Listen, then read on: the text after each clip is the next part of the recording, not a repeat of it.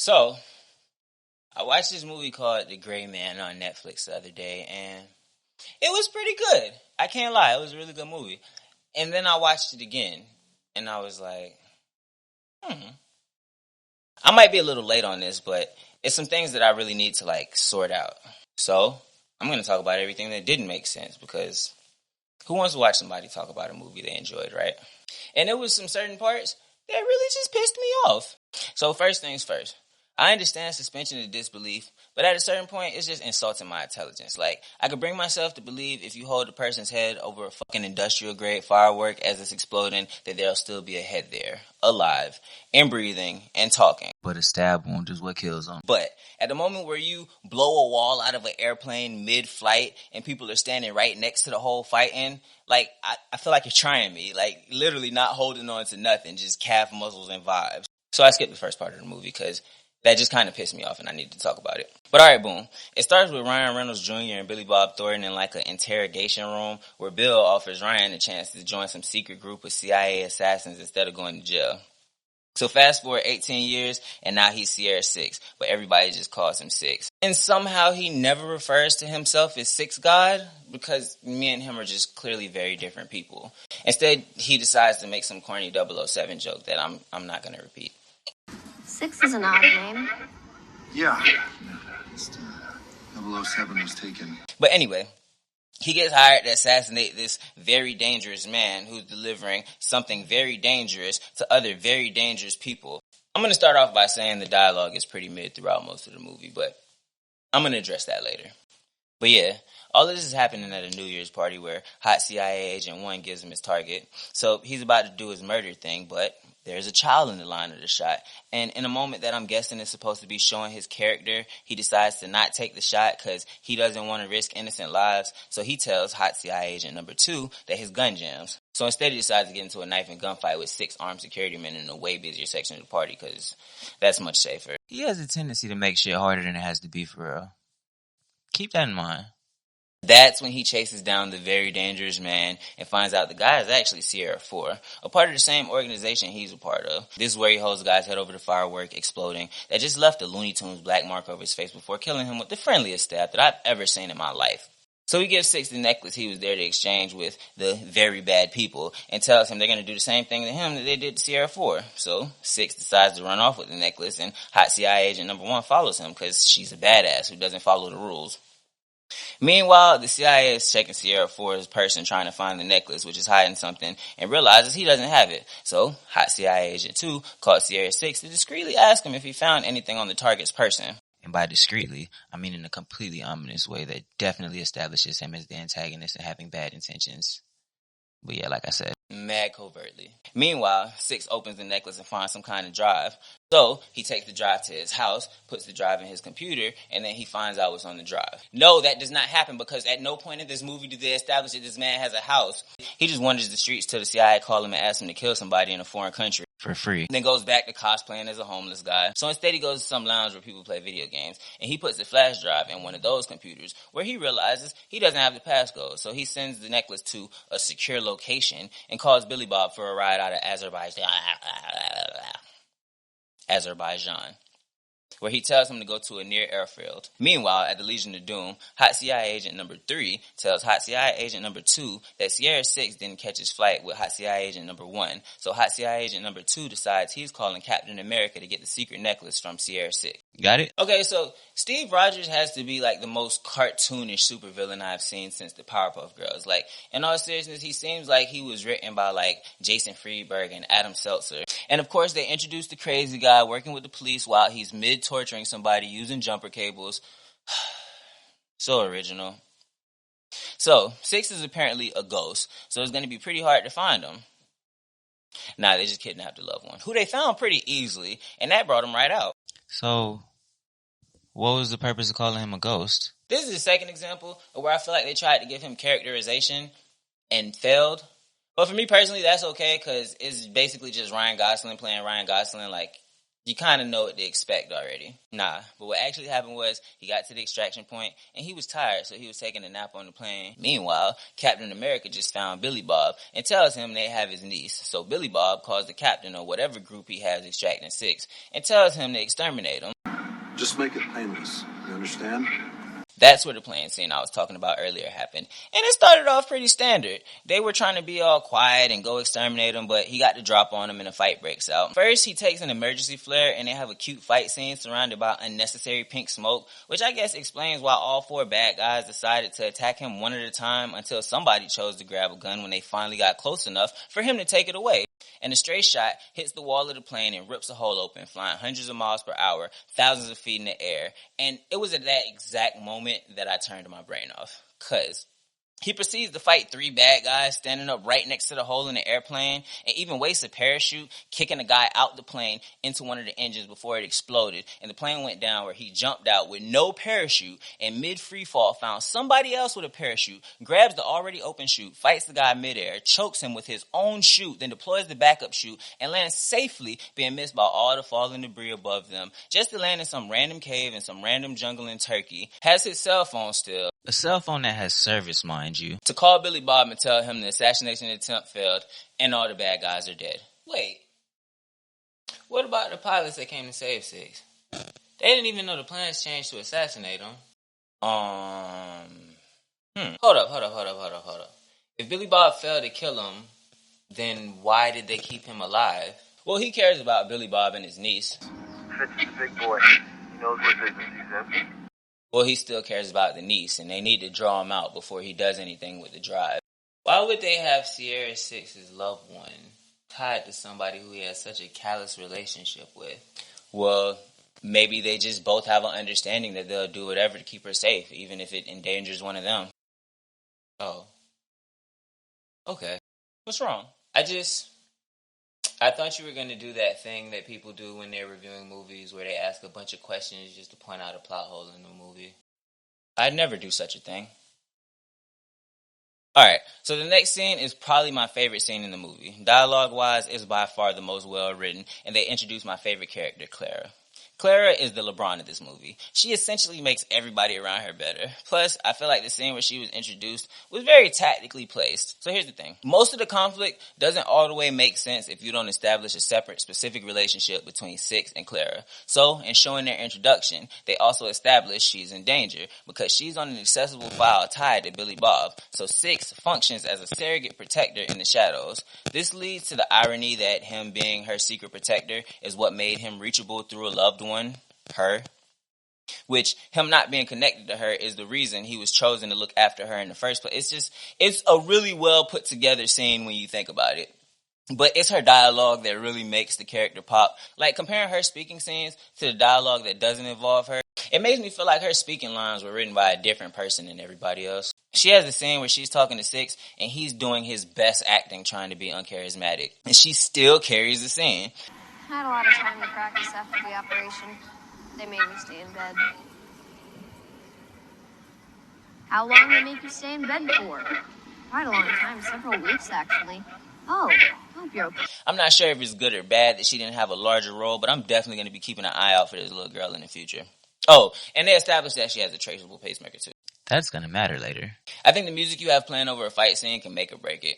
The good directors get a nice producer to compose an exciting score. The great directors license an ironically calm song that evolves to sound victorious and play it in the background over the fight. So next scene, he shows up to this guy who hacks secure systems to find Claire's pacemaker serial number. Wait, no. I mean the guy who sells fake passports. Wait, no. He's actually a bounty hunter and has a trap door.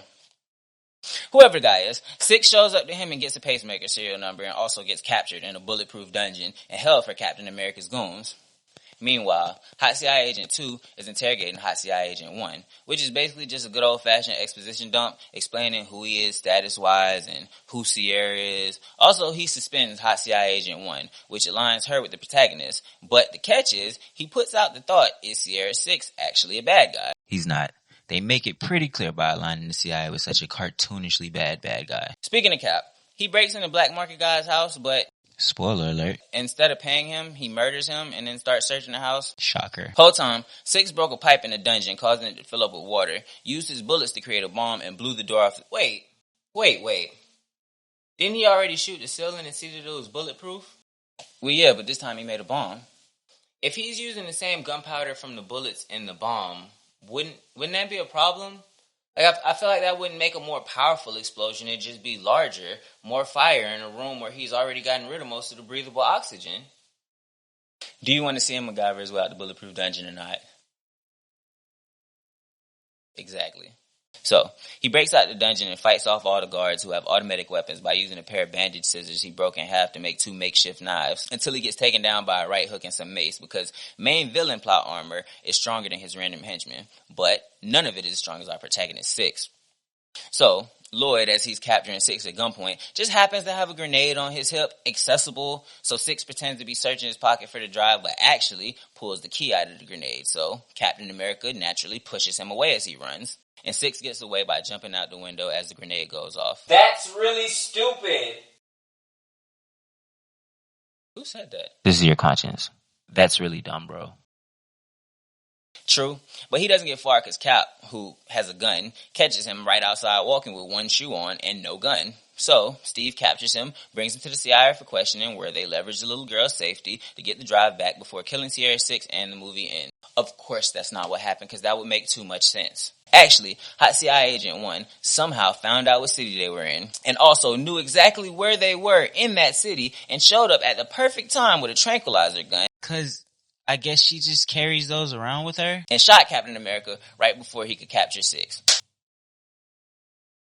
Listen, I turned my brain off 20 minutes into the movie. If yours is still on at the hour mark, I don't know what to tell you. Okay, so him and Hot CIA Agent 1 capture Captain America, and then what happens? Nah, they just leave him there passed out while Hot CIA Agent 1 makes Six get in the trunk of her car. She must have put him in the trunk of the car so she knows she'll be safe until she can realize whether he's a good guy or a bad guy. Well, I mean, no, because it's a hatchback, so he still has access to the rest of the car from the trunk. So, why doesn't he just climb out? Or hit the trunk release? Well, she shot him with a tranquilizer too. So why put him in the trunk? It seems like that'd attract more attention than a person asleep in your passenger seat. You know, bro, just finish and I'll catch up. Alright, so her plan is to bring him back to the CIA so he could tell them that she's innocent. Wait, hold up. So she had the ability this whole time to track down and capture Six, and she was already working for the CIA, but instead of sending her, they suspended her and sent a maniac who doesn't follow rules. Yes. Makes sense. So he convinces her not to bring him to the agency by asking how she knows they won't have her killed, just like him. And I guess she never thought of that because that convinced her to join him. Even though I don't really understand the logic in that, because like she's currently in trouble for doing something that they killed other people for. So they think she did this thing. So like it would have crossed my mind at some point or another. But I personally think that she was already feeling kind of disrespected from getting suspended and a little bit curious about what they were trying to hide. So she was already like predispositioned to want to be on his side anyway. And it was holistically the CIA's fault. So yeah, Six tells Hot CIA Agent 1 that he sent the drive to a retired lady in Prague named Alfre Woodard. So now I guess they're driving to Prague. I don't even really know where they are anymore at this point, to be honest. I really don't even know where Prague is, or if you could drive from there to wherever they are, but yeah, they're partners now. Meanwhile, at the Legion of Doom, Captain America is torturing Hank from Monsters Ball by ripping his fingernails off. And have I mentioned how hilariously cartoonish this villain is? If I haven't, here's a picture of his mustache so you can understand what I'm saying. So Hot CIA Agent 1 pulls up to the mom from Loving Basketball's house so they can see what's on the drive. And she, having a house with a computer, hacks the drive and sees there's dirty laundry the CIA is trying to hide. Basically, the drive is just an exposition dump where Miss Josephine explains that Hot CIA Agent 2 actually has been used in the agency for his own nefarious reasons. Sierra 4 found that evidence and he was about to sell it to the highest bidder. So Hot CIA Agent 2 hired Sierra 6 to exterminate Sierra 4 without telling anyone that it was actually an extraction of the blackmail. And Alfre Woodard explains all of this just like that. Looks like he found out about Carmichael, got a hold of some evidence, tried selling it to the highest bidder. Carmichael got wind of it and used Six to take him out. No dressing it up as dialogue, no questions being asked, just reads the drive and explains it, just like I did. And right when she finishes, here comes the bad guys again, because the world is actually 35 miles around and there's really only 200 people on the planet, so finding people in other countries is mad easy. So boom, the bad guys are coming, so his friend volunteers their own life in an explosion to buy him some extra time to escape. It bought virtually no time. Now what happens next is just good television. After the explosion, the police decide to arrest Sierra 6 for some reason and handcuff him to a park bench. The park bench. I love this park bench. While at the same time, all of Captain America's henchmen are converging to the exact location. I could spend 10 minutes making fun of what happens next. But I have a theory. I think they shot a scene where multiple global terror organizations got into a public shootout with the police while all trying to hit a single target that was literally handcuffed to a bench, but they all managed to miss or just forget about him until he could escape. And after they were done, they sat down and watched it and was like, oh wow, this is actually insane. There is no way people are going to take this serious. So what they decided to do was just sprinkle in some scenes of Captain America acknowledging how silly it is that not one of the thousands of bullets being sprayed hit 6. Would someone mind shooting the man handcuffed to the bench? While also having some shots of hot CIA Agent 3 saying, we just killed a retired agent, now we're having a massive shootout with the police. That is an absolutely ludicrous way for us as the CIA to capture a target that's already in police custody. We're killing cops now. Marvin Cahill wasn't enough. This is insane. Boys, please, pull everyone out now. Now, I would typically say that that's a pretty lame way to fix that problem, but I had my coffee this morning and I'm in a good mood, so I'm gonna let them have it. The last 15 seconds of his escape pretty much sums up the whole thing. Like, there's really nothing for me to say at this point.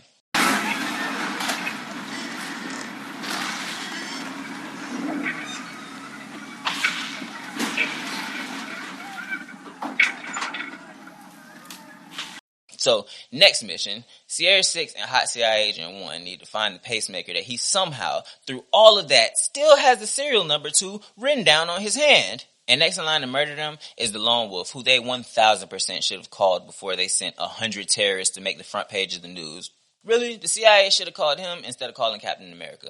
That brings both parties to an overcrowded hospital where they still manage to find an empty room where they track the pacemaker to Croatia. And in typical bad guy fashion for this movie, as soon as they get the information they need, they get ambushed by somebody who shouldn't know where they are. Like, I'm sure there were thousands of bystanders injured in the shootout, and he managed to find 2 random people who are already being discreet. But yeah, he beats them up and takes a necklace. Not too much extra. I can take this time to say the fight scenes are choreographed really well. Like, it's real engaging, but at the same time, it looks like trained humans fighting and not superheroes like a lot of action movies do. But yeah, the Lone Wolf delivered the necklace to Captain America just in time to hear Hot CIA Agent 3 mention that he was going to kill the little girl. Why she mentions this, I have absolutely no idea. It had nothing to do with what they were talking about. But instead of Captain America saying that, he says, Down with all of us. You want to make an omelet? You got to kill some people.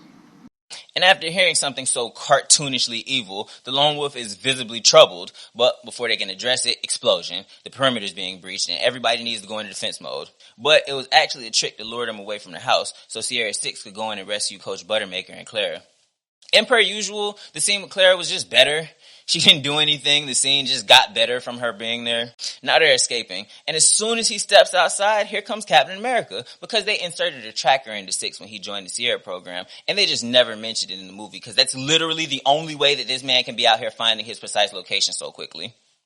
So boom, the bad guys are coming, so his friend volunteers their own life in an explosion to buy him some extra time to escape. It bought virtually no time. And while all this is happening, the necklace has just fallen on the ground in the rubble. And nobody cared to pick it up except the Lone Wolf, who just happens to be the only person left in the room with it, even though he's not even tied to the story anymore.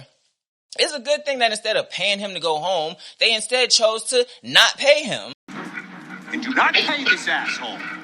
And brag about killing the little girl. Why does this happen, you ask? Because we're 95 minutes into the movie, and at some point, they're going to have to start wrapping this shit up. So at the same time, Hot CIA Agent 1 walks in the room. Why are these 2 people randomly the only 2 people in the room where the most important thing in the movie is laying on the ground unattended? Because the writers used all of their good ideas at the beginning of the movie. And it's for that exact reason that the Lone Wolf decides he's going to give the drive back to Hot CIA Agent 1.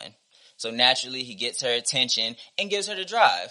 No, of course he didn't do that. He damn near choked her out and then gave it to her after he proved he was still the one with the big pee-pee. And from here on out, I think it's fair to say it goes from turn your brain off and enjoy the movie to lazy writing. Cause like, why is any of this happening? Captain America already thinks he has the drive, right? Why is he stopping them from escaping? Where does he even think the drive is? Like, who does he think has it? And why would he not keep it on him? What is the point of leading him into the maze? Is his plan to keep the little girl or not? Because he had a million chances to kill her when he got the drive. Then out of nowhere, apparently Six and Hot CIA Agent 1 had comms the whole time. And she's like, yeah, I got the drive and a sniper rifle aimed at the bad guy. Just keep him talking, which he clearly loves to do because he's already done it way more than he should. But no, I'm going to not do virtually nothing and go home safe. I'm going to fight this guy with no prize on the line because I literally have everything I came for. Bro, relax. You're thinking about it too much.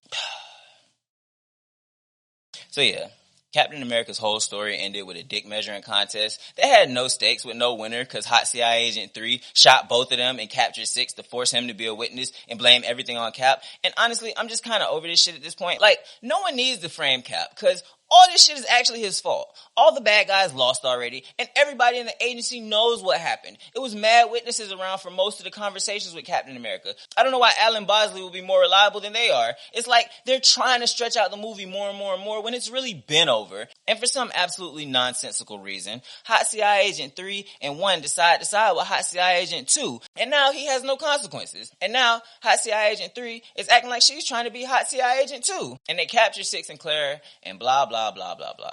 To be honest, I feel like the last 5 minutes of this movie should have just been the opening 5 minutes of the sequel that they're clearly baiting with this, because this is literally just setting up the plot for the next movie. All in all, I did really enjoy the movie. It was fire. If you haven't seen it, I spoiled the hell out of it, but go watch it. Like, it's a good hour and 50 minutes. The movie is about 2 hours, but the last 10 minutes was kind of trash.